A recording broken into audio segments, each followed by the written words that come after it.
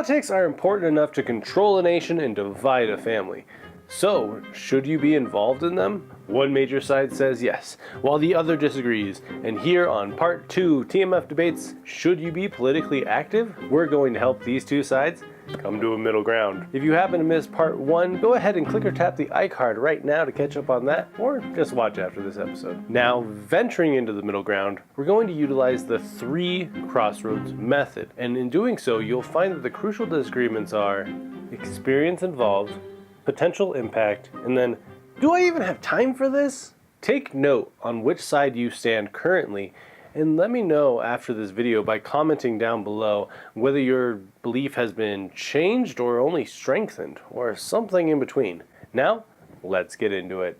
Often when people learn about a politician beyond just a name on a ballot, it's when they've made a true impact on their state or the nation. Honestly, think about the last time that you knew about a non-local politician before they were running for a high-stakes political office. Just take a moment to think about that, honestly. Pause this video if it helps you focus. But in the meantime, since I know a lot of people aren't the pausing type, I'll share a story from my own life.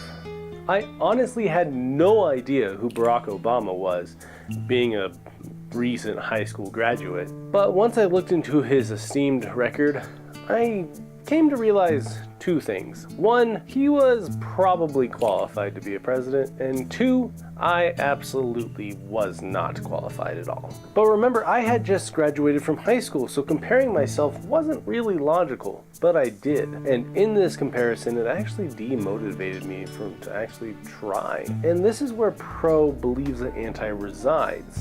This defeated state of mind of, well, I'm not qualified, why should I try? And honestly, anti may just be pretty realistic about their experience limitations. But for pro to get through this crossroads, they're just gonna need to step down from their soapbox about you just need to get started and try to understand where anti is coming from and why they haven't gotten active yet. A good place for pro to be able to convince anti would be to expose them to service opportunities in their communities. Remember, politics is more than just voting season, and community service can actually do a little bit more for one's spirit rather than just voting and caucusing, which also are important. For anti to get through this crossroad, they're going to need to at least just stay open-minded and listen to what pro has to say, without committing to any kind of community service until they've actually looked at their schedule and decided that that's for them, because it's not for everybody. Community service is a great starting point for political career experience because it flourishes in the second crossroad of potential impact. Steering away from service for a second, we're going to talk about a common retort that anti usually brings up during the second crossroad, and that is, my vote isn't even going to matter, so why bother? Before we can let pro start yelling at anti that elections have come down to a single vote before, we're going to need to get them off of their soapbox.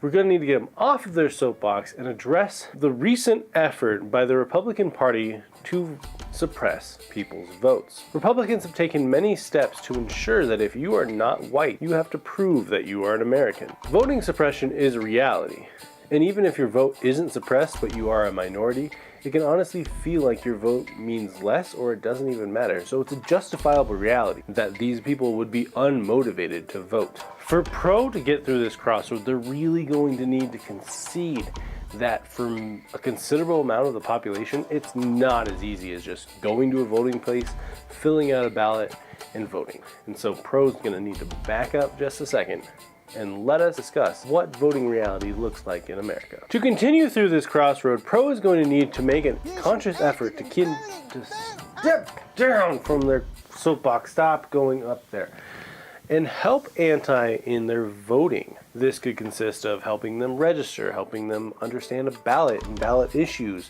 finding them a place to vote, and maybe even offering to drive them and go with them. And this may also include contacting their representatives and figuring out how one could qualify to vote if they are in an area with ridiculous and ludicrous voting requirements. Anti to proceed through this crossroad just, again, needs to stay open-minded and listen to pro and try to understand that there is some validity in what Pro is saying. Voting is the most fundamental basic right that is granted to all Americans, and voting suppression stands in the way of this basic principle. Pro's side is effectively demanding that people should be politically active, and so all on the Pro should be against these Republican voting suppression efforts, even if they themselves are a Republican. Pro does support voter suppression. That is going to be the easiest hole that anti is going to be able to refute from, and they're going to win this debate every single time and subsequently stay inactive. For Pro to make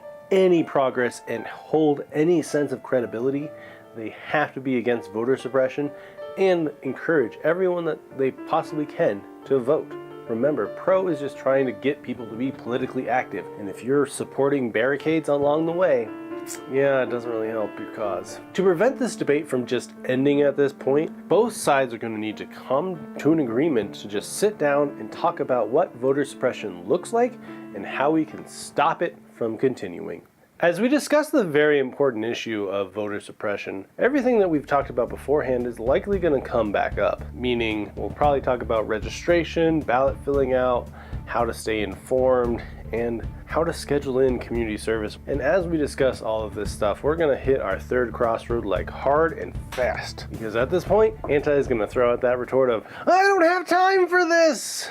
This crossroad is where I believe the TMF warning needs to come in, because when people with full-time jobs, families, and general hobbies say that they don't have the time for politics, yeah, that is most of the time Pro's breaking point. When Pro hears this, they're likely to get right back up on their box and just start yelling at anti that it's their duty and they need to make time. If Pro can stay off of their box, then we need to start talking to anti about why they tell you that they don't have the time. In my experience in researching for this episode, when I talked to antis, they basically talked about how they were exhausted. They either work a full-time job or, like I said, have families, hobbies, many things in their life that keeps them distracted. And so most of them are pretty exhausted by the end of the week, let alone the end of the day. Fitting in politics seems more to them as a burden rather than an obligation. The American society doesn't